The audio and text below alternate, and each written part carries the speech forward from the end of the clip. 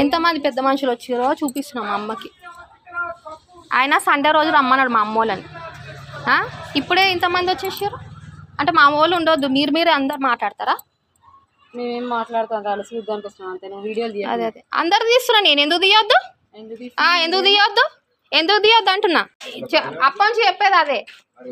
ఆయన బుద్ధి చెప్పమంటుండగా, బుద్ధి రోడ్ల మీద కోడలు కొడుతుంది కదా, ఆమెకు చెప్పమని చెప్పు. రోడ్ల మీద కొడుతుంది కదా పట్టుకొని మామని, ఆమెకు చెప్పమని ఫస్ట్ బుద్ధి.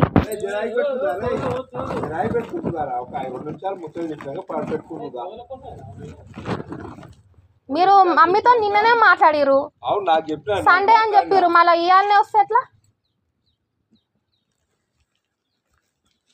సండే వస్తామని చెప్పారు, అందరు రావాలి. అప్పుడు ఎవరు మీరే ఎందుకు పోతారు ఆడికి? నేనున్నది ఇక్కడ అంటే మరి మీకేం అవసరము? మరి నా కన్న తల్లి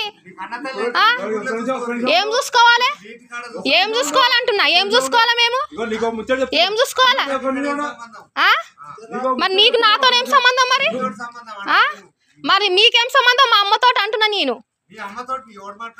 ఇప్పుడు నువ్వు అంటున్నావు ఫోన్ నంబర్ కావాలని.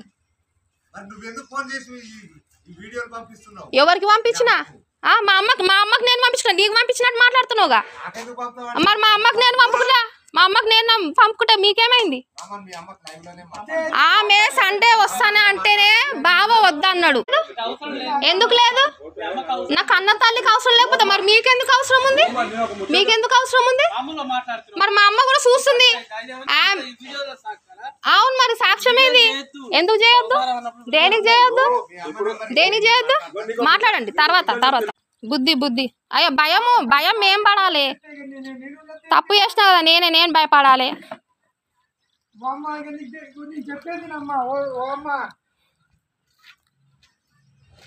అది సండే రోజు పెడతామని ఇంత సడన్ గా విలువడం ఏందో మరి నాకు అర్థమైతలేదు.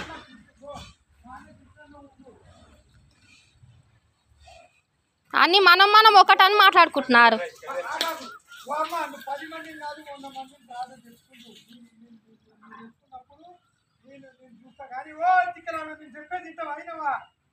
మా అమ్మని అట్లా మాట్లాడ గణేష్.